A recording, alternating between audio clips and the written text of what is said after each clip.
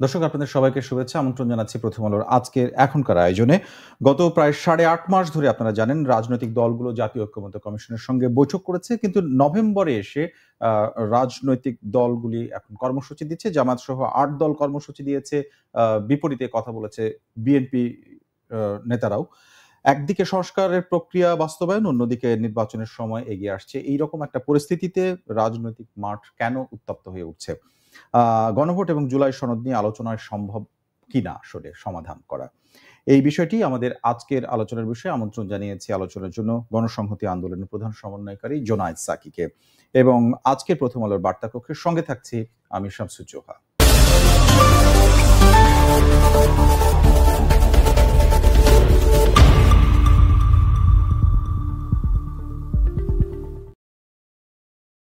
চলে যাচ্ছে আজকের বার্তা কক্ষের অতিথির কাছে, গণসংহতি আন্দোলনের প্রধান সমন্বয়কারী জোনায়েদ সাকি। আপনাকে স্বাগত। ধন্যবাদ আপনাকে।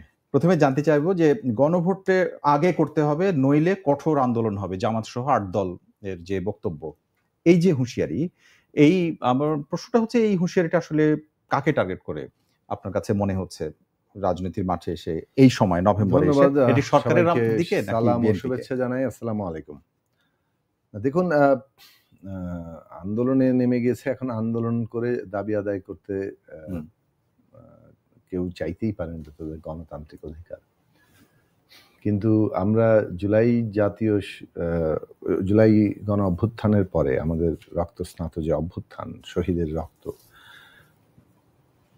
এত যে আমাদের আহত যোদ্ধারা আছেন, লক্ষ লক্ষ মানুষ এই লড়াইয়ে অংশ নিয়েছেন, প্রত্যেকের আকাঙ্ক্ষা যেটা মানে একটা গণতান্ত্রিক বাংলাদেশ যদি বটম লাইনে আমি ধরি, সেই আকাঙ্ক্ষা বাস্তবায়ন করতে গেলে এখানে জনগণই কিন্তু সিদ্ধান্তটা নেবে। ফলে কোনো একক পক্ষ যেহেতু আন্দোলন করেনি, জনগণ আন্দোলন, ছাত্র শ্রমিক জনতার আন্দোলন, কিন্তু রাজনৈতিক দল, বিভিন্ন শ্রেণী পেশার সংগঠন, তারা তো এখানে অংশ নিয়েছেন এবং তাদেরও বড় স্টেক আছে এই জনগণের মধ্যে। কাজেই আমাদের এটাকে বলতে পারেন একটা সম্মিলিত সংগ্রাম।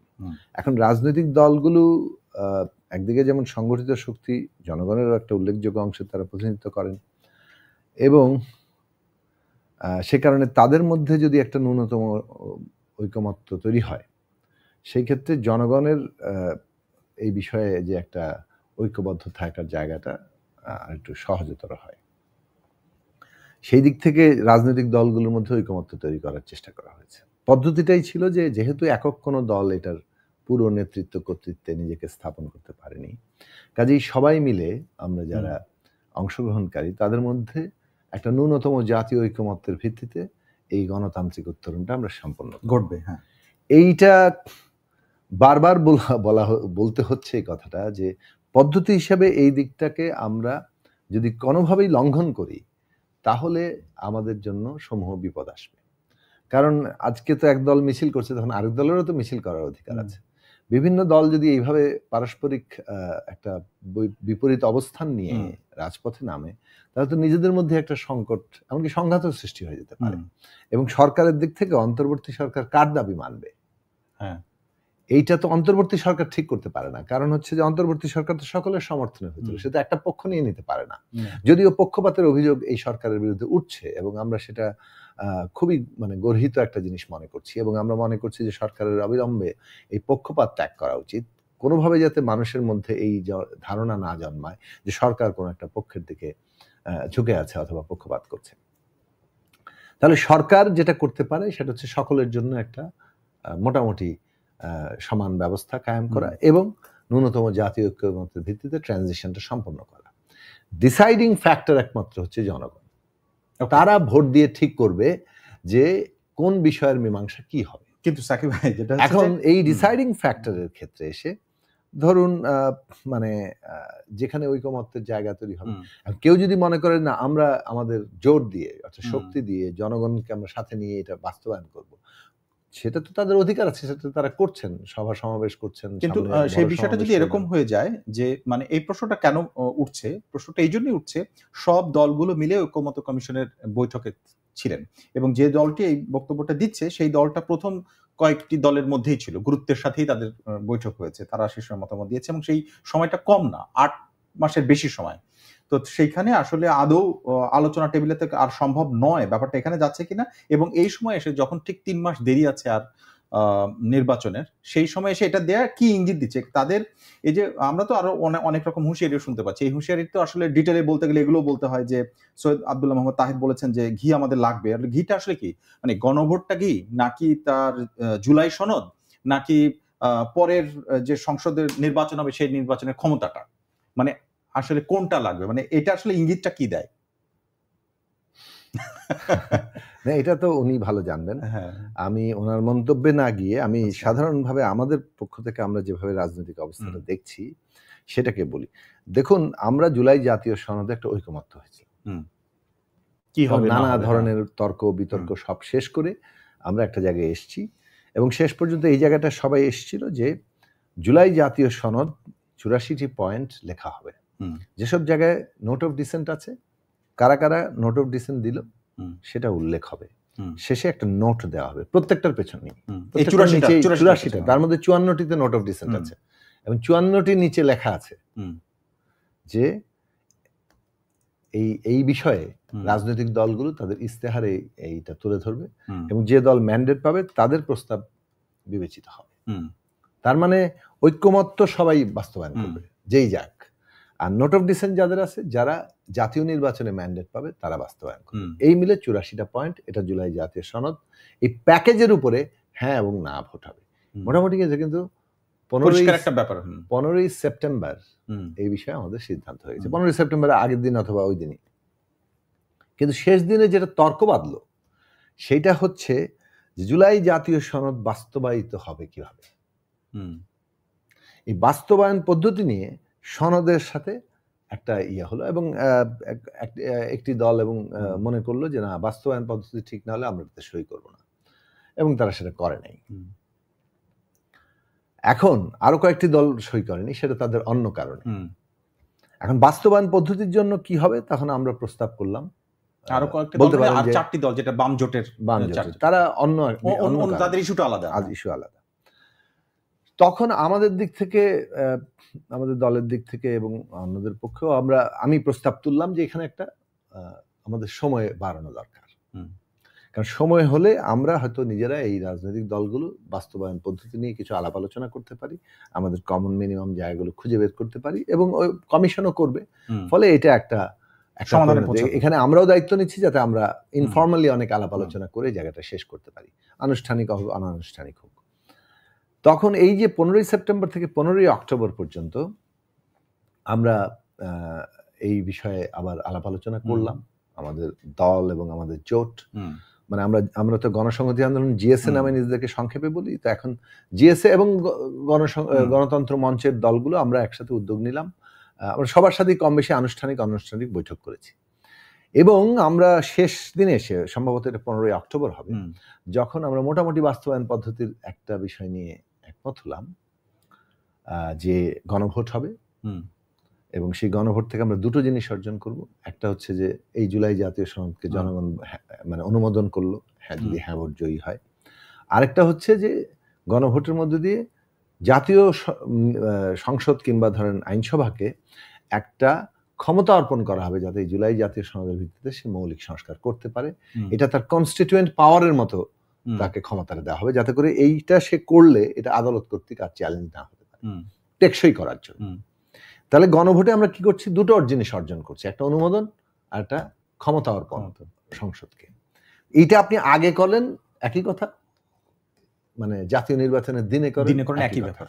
ফলে আমরা যেটা বারবার বলেছি যে রাজনৈতিক তাৎপর্যগত যেহেতু কোনো পার্থক্য নাই, কাজে আগে করার যে সমস্ত যুক্তিগুলো মানে নেগেটিভলি তোলা হচ্ছে, আমাদের মনে হয়েছে সেগুলো অনেক ন্যায্য। যেমন ধরুন ভোটার টার্ন আউট, অলরেডি সবাই জাতীয় নির্বাচনে নেমে গেছে, এখন আলাদা করে এখন যদি গণভোটের নির্বাচন করতে হয় তখন যে একটা পরিস্থিতি হবে, প্লাস নির্বাচনের খরচ, প্লাস আয়োজনের সময় আছে কিনা, একই ধরনেরই কিন্তু প্রায় আয়োজন জাতীয় নির্বাচনের মতোই।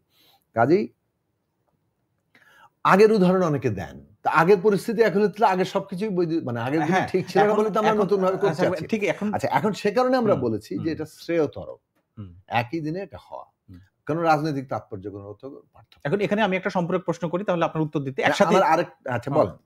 উত্তরটা কি, যে এই জায়গাটাতে আপনি যেটা বলছেন যে একই দিনে হওয়া আর হচ্ছে আগে হওয়া, এখন দাবি তো বিপরীতমুখী। যেমন গতকালকেও আমি মির্জা ফখরুল ইসলাম আলমগীরের যে বক্তব্য আজকে ছাপা হয়েছে আমাদের পত্রিকায়, উঠানো হয়েছে অনলাইনে, সেখানেও বলা হচ্ছে যে একই দিনে নির্বাচন হতে হবে, সেটাই আমরা চাই। মানে আজকে পর্যন্ত তার বক্তব্য একই জায়গায়, যেটা আজ থেকে 1 মাস আগেও তারা বলেছে। আর এদিকে জামাত বলছে যে আগামী 11 নভেম্বর একটা জমায়েত হবে ঢাকায়, এবং সেইখানে আমরা ঘোষণা করব যে এটা না দিলে আমরা কি করব। তার মানে এটা এক ধরনের হুমকি বা কর্মসূচি ঘোষণা, কর্মসূচি সেই ঘোষণা যে ঘোষণায় তারা একসাথে, সেটাই যে নভেম্বর মাসে এসে ফেব্রুয়ারিতে নির্বাচন, এই সময় কর্মসূচি দেওয়াটাকে আপনি রাজনৈতিক খুবই আসছি কিভাবে দেখেন এটাকে, যে এটা একটা মানে তাৎপর্য নিয়ে আমি কথা বলছি। এখন ধরুন এই যার কারণে আমরা ওই মানে অর্থাৎ যেহেতু রাজনৈতিক তাৎপর্যগত কোনো পার্থক্য নাই, আগে গণভোট হওয়া অথবা একই দিনে হওয়া, আমরা একই দিনে হওয়াটা শ্রেয় মনে করি, কারণ আমরা কখনোই রিজিড পজিশন নেইনি, বাট একই দিনে হওয়াটা শ্রেয় মনে করি।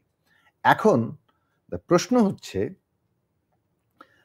আমরা হঠাৎ করে দেখলাম 17 তারিখে আমরা সই করলাম এবং সেখানে এনসিপি গেল না, এবং তখনও কিন্তু অর্থাৎ 15 তারিখ যখন বোঝা যাচ্ছিল যে এনসিপি সই করতে নাও পারে, তখন আমরা আবার প্রশ্ন তুললাম যে আমাদেরকে সময় দেন,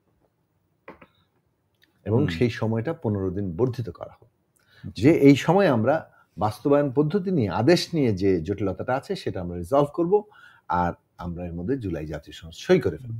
17 তারিখে দেখা গেল যে তারা গেলেন না, নানান রকম কাণ্ড হলো ইত্যাদি।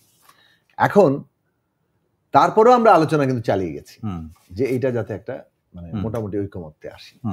হঠাৎ করে আমরা দেখলাম 27-28 তারিখের দিকে ঐকমত্য কমিশন এমনভাবে একটা মানে প্রস্তাব করলেন আদেশ বিষয়ে, যেখানে 17 তারিখে আমরা যে জুলাই জাতীয় সনদ সই করলাম এত বড় জাতীয় অনুষ্ঠান করে, সেই জুলাই জাতীয় সনদের সাথে বাস্তবায়ন আদেশে যখন জাতীয় সনদ যেভাবে উপস্থাপন করলো, দুইটার মধ্যে মানে একেবারেই আলাদা জিনিস।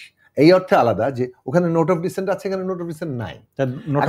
সাধারণ প্রশ্নটা, ধরুন এ দলের একটা বড় রকম নোট অফ ডিসেন্ট আছে, সেটা আপনি নাই করে দিলে যখন আপনি এটা নিয়ে গণভোটে যান, ওই দলটা কিসে ভোট দিবে, হ্যাঁ নাকি না?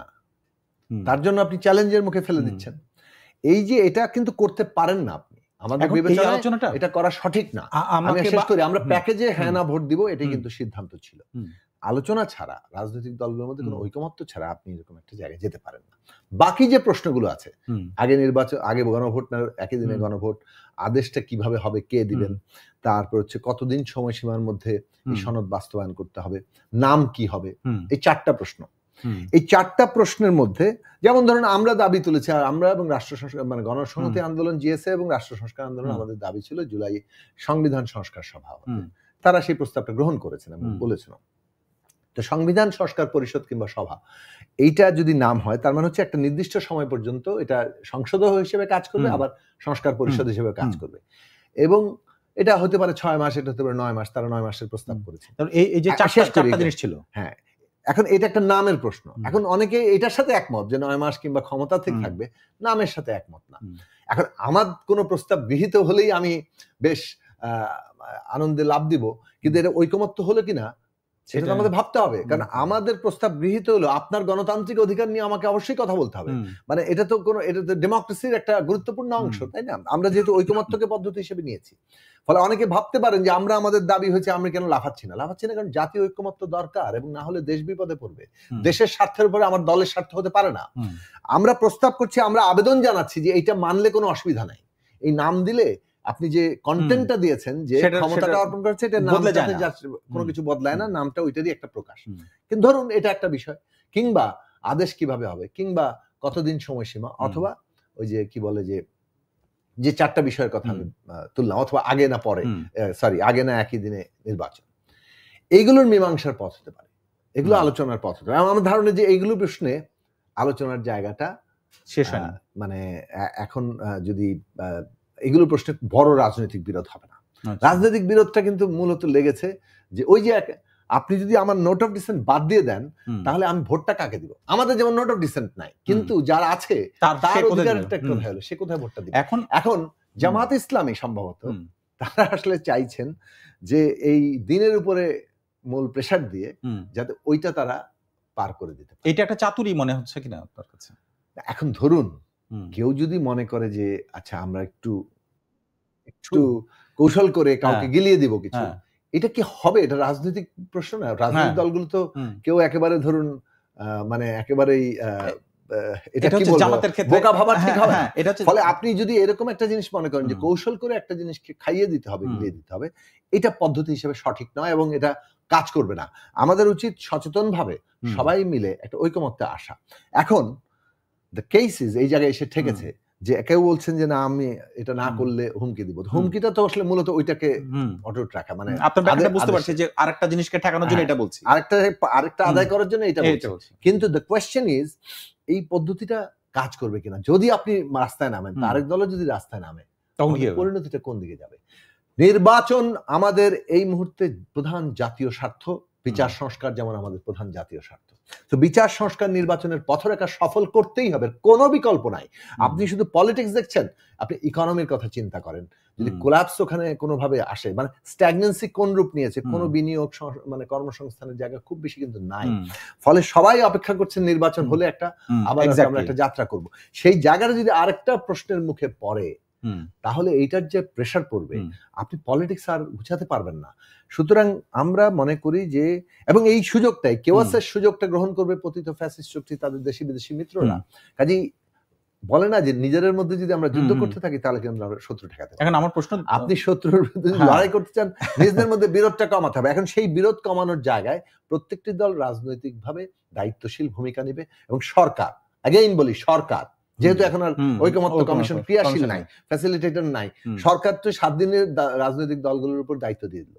আমরা উদ্যোগ নিয়েছি কিন্তু জিএসএ গণতন্ত্র। আমি এখন আপনাকে একটু সরাসরি প্রশ্ন করি, একটা বাক্য বলে শেষ করি। আমরা উদ্যোগ নিয়েছি, কিন্তু এখন বড় রাজনৈতিক দলগুলো বলছে যে আপনারা কারা, মানে এই অর্থে যে আপনি রাজনৈতিক দলের উদ্যোগে আমি কেন আসবো? হয় সরকার ডাকবে না ঐকমত্য কমিশন ডাকবে। এখন সরকার তো কোনো ফ্যাসিলিটেট করলো না, সে তো উদ্যোগ নিল না, সে 7 দিনে ছেড়ে দিল। তারপর এখন ধরেন আগামী পরশু দিন 8 তারিখে, সরি আমার মঙ্গলবার যদি সে কোনো ঘোষণা, আগামীকাল তো শেষ হচ্ছে 7 দিন, মঙ্গলবার সে যদি একটা ঘোষণা দেয়, অবশ্যই তাকে ন্যূনতম জাতীয় ঐকমত্যের বিবেচনায় সেটা দেওয়া উচিত। সরকারকে বলছি, বারবার স্মরণ করে দিচ্ছি সরকারকে যে এমন কিছু আপনারা করবেন না যাতে পক্ষপাত মনে হয়, এমন কিছু করবেন না যাতে ন্যূনতম জাতীয় ঐকমত্য বিঘ্নিত হয় এবং পলিটিক্যাল পার্টিগুলো অনাস্থার মধ্যে থাকে।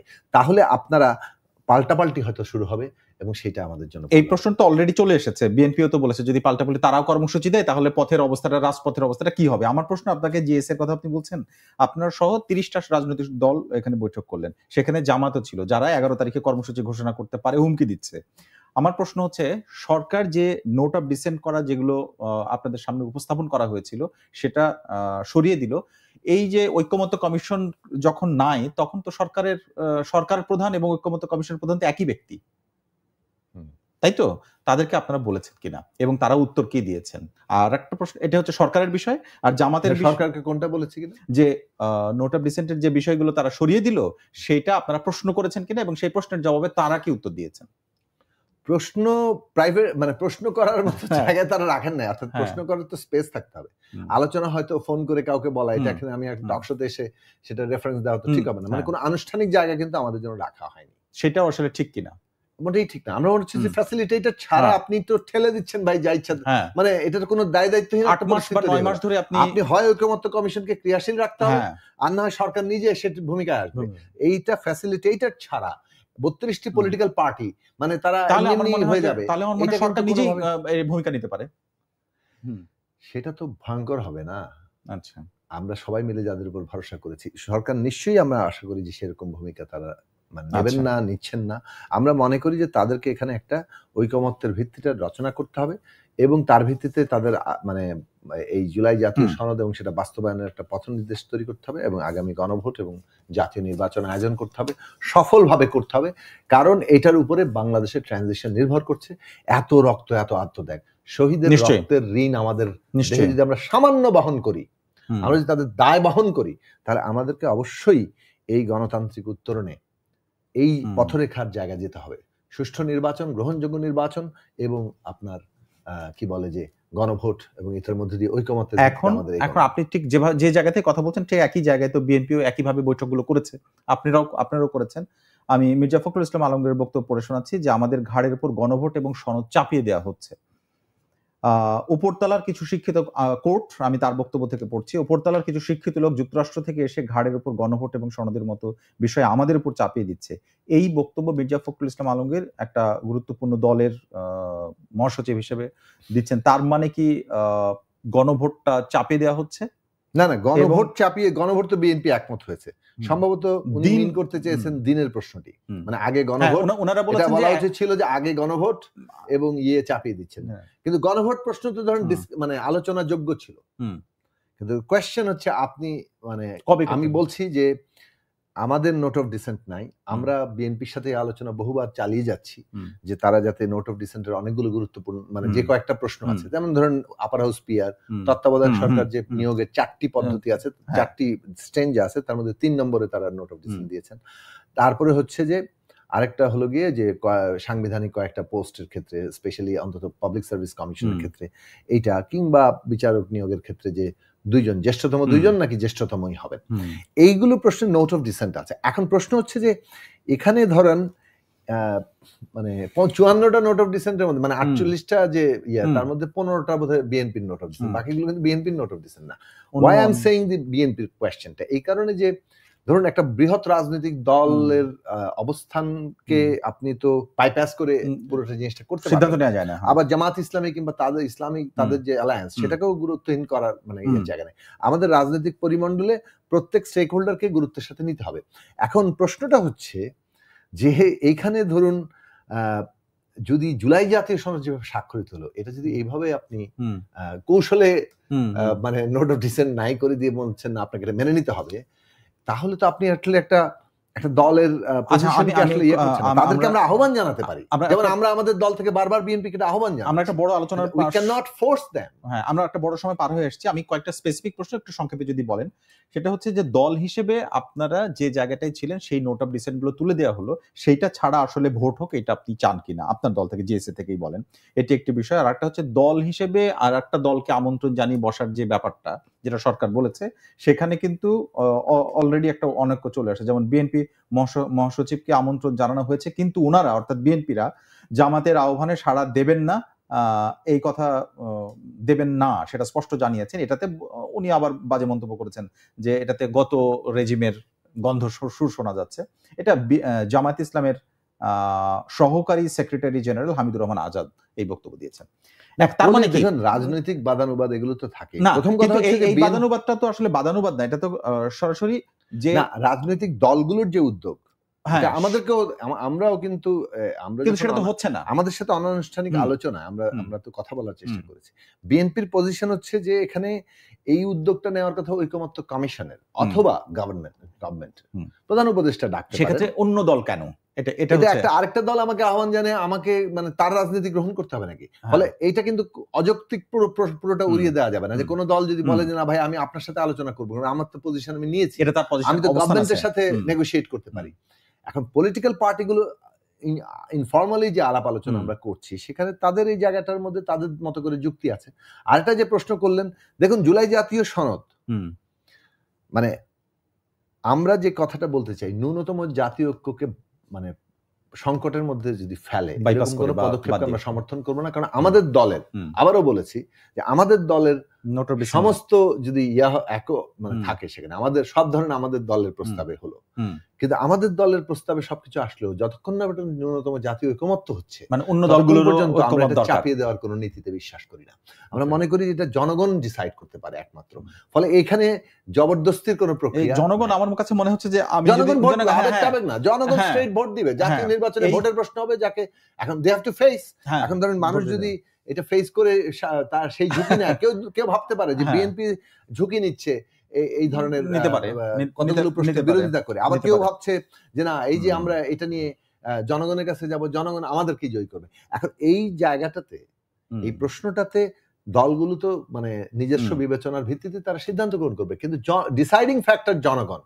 আমি আপনি মিলে ঠিক করতে পারি না, চাপিয়ে দিতে পারি। নিশ্চয়ই এটা গেল। আমরা 11 তারিখের যে বিষয়টি সেটি নিয়ে আলোচনা করছিলাম, একরকম যে কর্মসূচি ঘোষণা করা হবে কিনা এবং কর্মসূচিতে কি হবে, কিন্তু তারপরে পরে এই মাসে আসলে রাজনীতি আসলে অনেক বেশি উত্তপ্ত হয়ে উঠছে কিনা আমরা দেখছি। 13ই ডিসেম্বরকে নিয়ে আরেকটা উত্তাপ ছড়াচ্ছে যে কার্যক্রম নিষিদ্ধ আওয়ামী লীগ অনলাইনের মাধ্যমে একটা ঘোষণা দিয়েছে যে লকডাউন কর্মসূচি পালন করবে তারা, ঢাকা লকডাউন।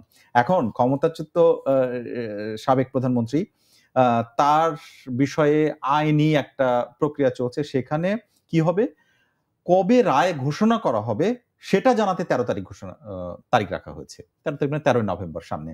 তো এই ঘোষণাকে কেন্দ্র করে কার্যক্রম নিষিদ্ধ আওয়ামী লীগ যদি দেয়, মানে তারা কর্মসূচি দেয়, তাহলে আইন শৃঙ্খলা বাহিনীর যে এখন পর্যন্ত যে সিচুয়েশন এবং রাজনৈতিক যে অবস্থা, তাতে আপনি এটা আসলে ঘোলাটে দেখেন কিনা, সমস্যা তৈরি হবে বলে মনে করেন? পরামর্শ দিব যে আওয়ামী লীগের নেতারা এর আগে কি বলেছিলেন, আচ্ছা একটা টেলিভিশন রেকর্ড বাজিয়ে দেন, সেটা শুনলেই হয় যে তারা কর্মসূচি কেউ হেরা গুহা থেকে অমুক থেকে বলেছেন না, যে অমুক জায়গা বলতেন, স্যাটার করে বলতেন, জি স্যাটার করে নানান ধরনের কথাবার্তা বলেছেন। তো সেগুলো একটা তারা করছে। যাই হোক, আমাদের বিষয়টা হচ্ছে যে না, কিন্তু রাষ্ট্রকে তো এটা মানে কি গভর্নমেন্টের প্রস্তুতি, যেটা আইন শৃঙ্খলা বাহিনীর যে আমার কথা হচ্ছে যে কেউ যদি অন্তর্ঘাত সৃষ্টি করতে চায়, কেউ যদি আমাদের অভ্যুত্থানের আকাঙ্ক্ষা, শহীদের রক্ত এবং আমাদের গণতান্ত্রিক উত্তরণকে ব্যাহত করতে চায়, অবশ্যই এটা আমাদেরকে রাজনৈতিকভাবে সম্মিলিতভাবে আমাদেরকে সেটা প্রতিরোধ করতে হবে। প্রশ্নটা হচ্ছে যে এখন আওয়ামী লীগ কি করবে সেটা তো আমরা দেখে আসছি, কিন্তু যেটা কোয়েশ্চেন হচ্ছে যে এই যে রাজনৈতিকভাবে যারা আন্দোলনের মানে অভ্যুত্থানের শক্তি কিংবা অভ্যুত্থানে অংশগ্রহণকারী রাজনৈতিক দলগুলো, তাদের মধ্যে যে ন্যূনতম জাতীয় ঐক্যমত্যের প্রশ্ন ছিল, তারা যে এখন প্রোগ্রামের মধ্যে দিয়ে এমন ভাবে একটা পরিস্থিতি সৃষ্টি করছেন যে ব্যাপারটা দলগুলোর একটা বলে না যে ঠিক আছে নেগোসিয়েশন চলছে, আলোচনা চলছে আর আলোচনার মধ্যে দিয়ে একটা সমাধান করা, সেক্ষেত্রে কিন্তু গ্রহণ বর্জন একটা ব্যাপার থাকে। আমি আপনার সাথে নেগোসিয়েট করছি, কিন্তু আপনি যদি ব্যাপারটাকে ইগোর জায়গায় নিয়ে যান, যে একজন এটা বললে আমি তার বিপরীতে কথা বলবো, মানে ব্যাপারটা হচ্ছে যে এটা মান সম্মানের ব্যাপার হয়ে দাঁড়ালো। এটা এমন একটা প্রশ্ন যে আমার পলিটিক্সই তাহলে আমি হেরে গেলাম, এই জায়গাতে যদি কোনো জায়গায় ঠেলে দেন তাহলে আসলে খুব মুশকিল। কিন্তু কারণ হচ্ছে যে আপনি তখন একটা সমাধানযোগ্য জিনিসকে অসমাধানযোগ্য জায়গায় নিয়ে যাচ্ছেন। আমরা যে ধরনের তৎপরতা দেখতে পাচ্ছি, মানে সেটাকে মনে হচ্ছে যে একটা সমাধানযোগ্য অথবা ন্যূনতম জাতীয় ঐক্যমত্যের ভিত্তিতে একটা জায়গায় আমরা যেখানে যেতে পারতাম, সেটাকে ক্রমাগত ঠেলা হচ্ছে একটা অসমাধানযোগ্য জায়গায়, এবং তার ফলে এরকমটা দাঁড় করানো হবে যে অমুক দলের কারণে এগুলো হলো, তার মানে পারস্পরিক দোষারোপের জায়গাটা শুরু হবে, এবং সেইটা এমন একটা জায়গা তৈরি করবে যে জায়গা কিন্তু ওই যে তখন আপনার অনলাইনের কর্মসূচি অফলাইনের জায়গাতে জায়গা করে নিতে পারে। এখন আমার দুটো এইটা খেয়াল রাখা দরকার। এখন আমাদের অবস্থানটা হচ্ছে যে এই মুহূর্তে বাংলাদেশের জন্য কোনটা নেসেসিটি, কোনটা আবশ্যিক, এটা আমাদের ঠিক করা দরকার। না, সেটা ঠিক করলে আপনি সেটার সাথে যে দলই ডানে বাঁয়ে যাবে, তার মানে হচ্ছে সেই দল জাতীয় স্বার্থকে ক্ষুণ্ণ করছে। আমরা বুঝতে পারলাম জাতীয় স্বার্থকে ক্ষুণ্ণ করার জন্য কেউ এগিয়ে আসছে বা চেষ্টা করছে, কিন্তু সেইটা ম্যানেজ করার জন্য এখন পরিস্থিতি আছে কিনা। এবং নভেম্বরে এসে আমার শেষ প্রশ্ন সেটি হচ্ছে যে শিডিউল ঘোষণা করার আগে, নির্বাচনের শিডিউল ঘোষণার আগে রাজনৈতিক পরিস্থিতি উত্তপ্ত হতে যাচ্ছে কিনা, কি হতে যাচ্ছে 11 তারিখে, কি হতে যাচ্ছে 13 তারিখে, এটা আসলে ট্যাকেল করার মতো সিচুয়েশনের মধ্যে আছে বলে আপনি মনে করেন কিনা? না, আমি মনে করি যে যারা অভ্যুত্থানের অংশগ্রহণকারী রাজনৈতিক দলগুলো তারা সবাই দায়িত্বশীলতার পরিচয় দেবেন, বিচার সংস্কার নির্বাচনের যে পথরেখা সেটাকে সফল করার ক্ষেত্রে একেবারে সর্বাত্মক ইতিবাচক ভূমিকা রাখবেন। তার মধ্যে এটার থেকে আবারও বলি, ব্যত্যয় মানেই হচ্ছে জনগণের কাছে জবাবদিহি করতে হবে, 1।